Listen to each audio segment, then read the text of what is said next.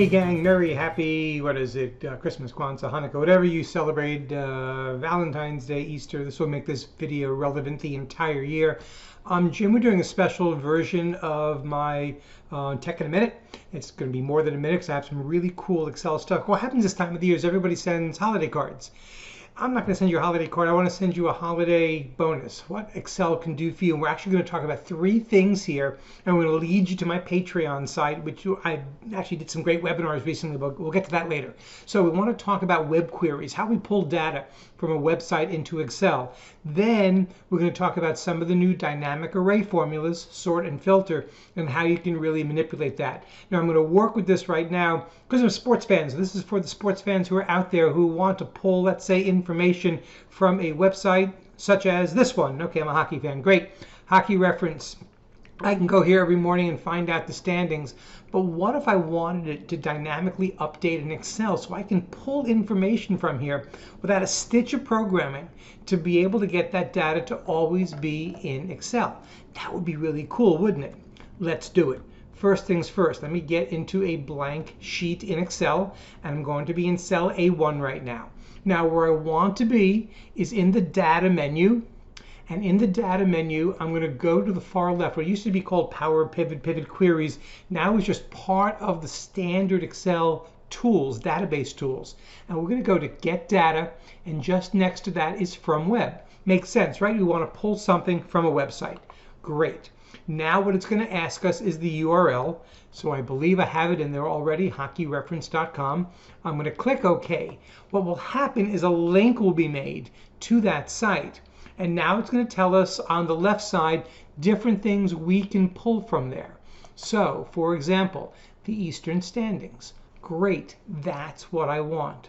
Okay, all I have to do at this point is to go down to Load, click on Load To, and then by saying Load To, I can define where I want it.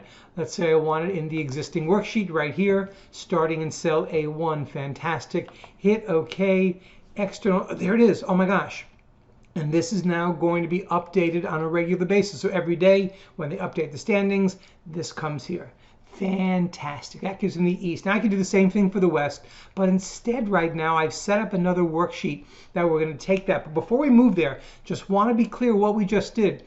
All we did is we found a table on the web. In this case, in the Hockey Reference. I wanted to be updated in my Excel, so I went to Excel. We went to the data menu, remember that's where all the cool stuff plays, and we went over to Get Data from Web, and then just followed the steps and loaded that right into Excel. With that done, now let me find something really cool. I got to make sure that I get the right one out here for you, and it might not be here, so I'm going to take a second right now. We're going to stop the video, and I'm going to pull that up, and we'll be right back. Hey gang, we're back. Guess what? It was right in front of my eyes, but that's okay. So right here, we now have a couple of things. I have both the Eastern and the Western conferences in here. So every day, that's going to update based on what we did with the web query. And obviously, I did it twice. And over on the left side, you can see something in yellow, today's date. That's just a very simple equal today, paren, that will always update the day. So I know when I look at it, what day it is. And as I get older, that's a more and more important thing, right? But what if I wanted to do for the East and West conferences, pull out the top 8, or at least order them based on conference, not based on division? That would be a difficult formula, you say. Well, not really, because what we're doing right here is using some of the Excel dynamic arrays.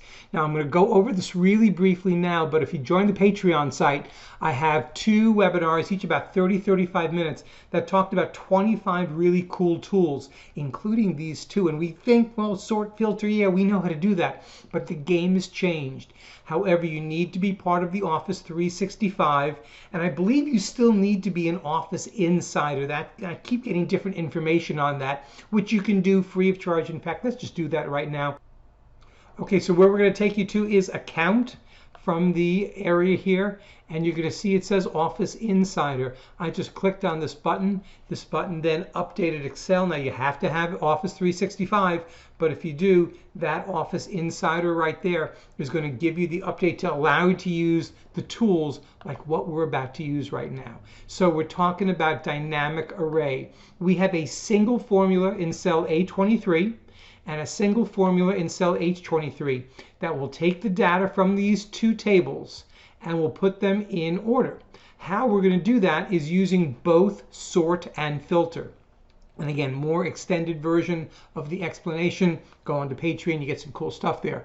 But what we're saying here in a nesting version, which means we're putting a formula inside of a formula, is equal sort this table, and then filter it. And so what we put second is what we're going to do first. We have to get the inside parentheses finished.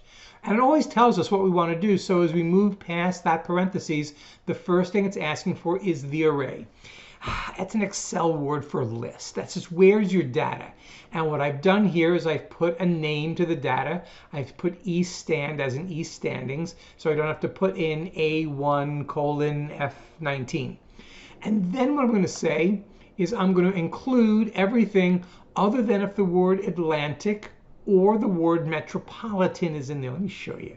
Because what I want to eliminate here is this and this. These aren't teams. These are just the different division names.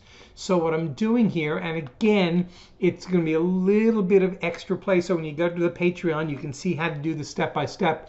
We're going to say if A1 through 19 does not equal Atlantic, and that little asterisk there means or, A1 to 19 doesn't equal metropolitan, then we want to include it. That's what the filter is saying.